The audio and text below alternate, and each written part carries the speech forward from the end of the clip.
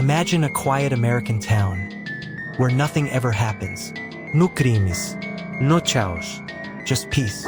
Until one cold autumn night, when a scream shattered the silence, and a girl vanished without a trace. No clues, no suspects, no motive. Just questions. Questions that still haunt the town 50 years later. This isn't a Hollywood movie. This is real. This is the creepiest unsolved crime in US history. And tonight, you're gonna walk into it, step by step. But be warned, what you're about to hear may never leave you.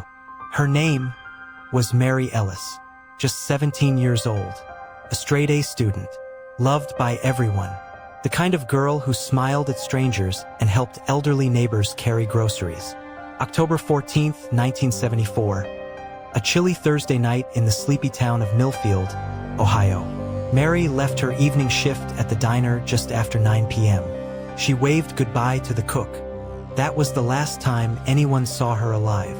10 minutes later, her car was found abandoned at the edge of Old Pine Creek Road. Driver's door wide open, engine still running, headlights on, but no sign of Mary.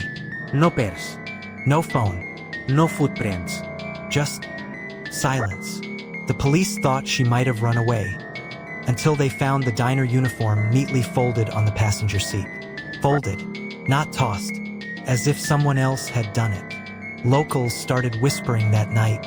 It wasn't an accident. Something evil took her. Within hours, local police sealed off Old Pine Creek Road. Dogs were brought in. Helicopters searched the woods, but not a single trace of Mary. Asterisk. Then came the rumors. A gas station clerk claimed he saw a tall man in a black hoodie watching Mary's car that night, just standing in the dark, motionless. But security cameras? Blank. Tapes mysteriously erased. A week later, strange things started happening. A neighbor down the street reported hearing screams at 3:17 a.m. every night. Same time, same direction. But when police came, they found nothing. Just cold air and silence. Then, the mailman, a retired veteran, reported seeing lights flicker inside Mary's house, even though no one lived there anymore. He swore he saw a shadow move past the second-floor window. Locals started locking their doors before sunset. Children were kept home from school. People whispered, "This isn't just a missing girl. Something dark is happening here." On the 9th day of the investigation, something finally turned up. Deep inside the woods, nearly 3 miles from where Mary's car was found, a pair of red shoes. Asterisk. They were muddy, torn, and one of them had blood on the inside heel. DNA confirmed it was Mary's. But here's the part that haunted detectives. The shoes were sitting perfectly placed, side by side. Not tossed, not lost, placed as if someone wanted them to be found. Like a message. Near the shoes, police discovered something carved into a tree. Just 2 words. Still watching. No footprints. No fingerprints. No witnesses. Just those 2 words. Staring back from the bark of an old oak tree. As if the forest itself was watching. Waiting. Mary wasn't the only one who disappeared. Over the next 3 months, 2 more people went missing. Asterisk. A 9-year-old boy named Kyle, and a high school janitor named Mr. Douglas. Asterisk. Both vanished within 6 blocks of where Mary's car was found. Asterisk. No signs, no calls, no remains. Asterisk. The town of Millfield changed overnight. Churches stayed open 24 hours for prayer vigils. Asterisk. Police added floodlights on every street corner. Asterisk. People whispered theories from serial killers to satanic cults, even aliens. Asterisk. But then something even stranger happened. The school closed after a teacher reported seeing Mary's reflection in a classroom window. Even though the room was empty and locked, she fainted on the spot. Asterisk. Parents began pulling their children out of town. Shops shut down. Families moved away. The town slowly died, not from violence, but from fear. Something was hunting them. and no one knew who or what it was. 6 months after Mary vanished, a man walked into the Millfield Police Department, mid-40s, disheveled, terrified. Asterisk. His name was Edward Granger, a former forest ranger who'd lived off-grid for years. Asterisk. He hadn't spoken to anyone in over a decade. Asterisk.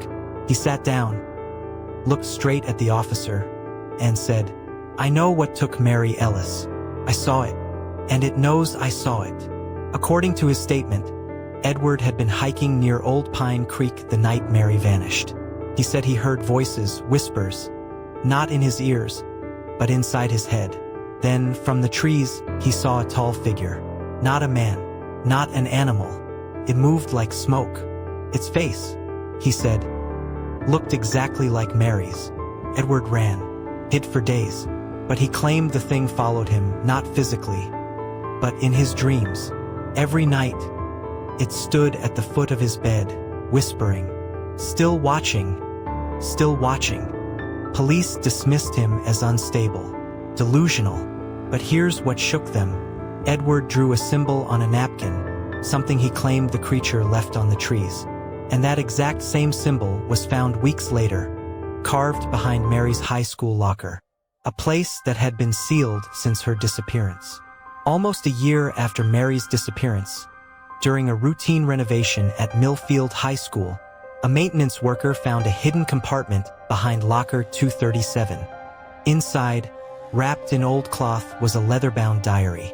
Mary's name was etched on the inside cover, and what was written inside would send shivers down the spine of everyone who read it.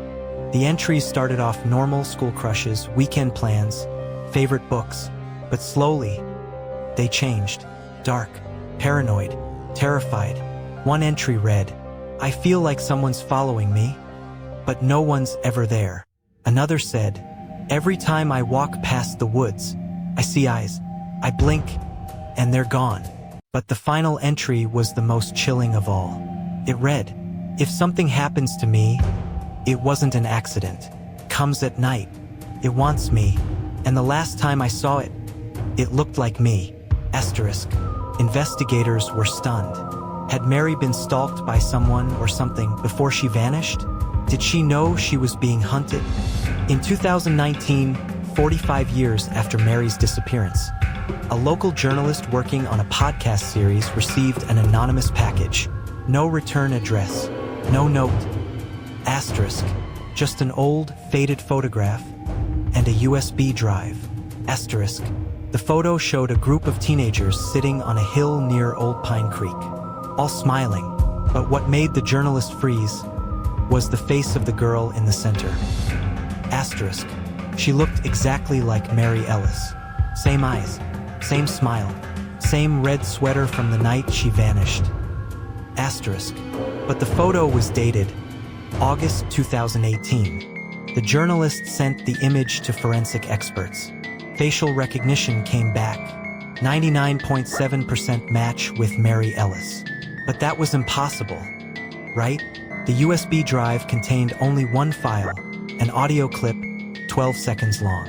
In it, a distorted voice whispered, "She's still here, watching, waiting," then just static. Asterisk. To this day, no one knows who sent the package, or where the photo was taken, or how someone who vanished in 1974 appeared in a photo taken 44 years later. No arrests were ever made. No body was ever found. No one ever confessed. Mary Ellis remains, officially, a missing person. But in Millfield, Ohio, people don't call it a disappearance anymore. They call it the curse of Old Pine Creek. Some say she was taken by a serial killer. Others say it was something not of this world. But one thing is certain, whatever took Mary wasn't finished. Because every October, someone reports seeing a girl in a red sweater walking the edge of the woods, alone.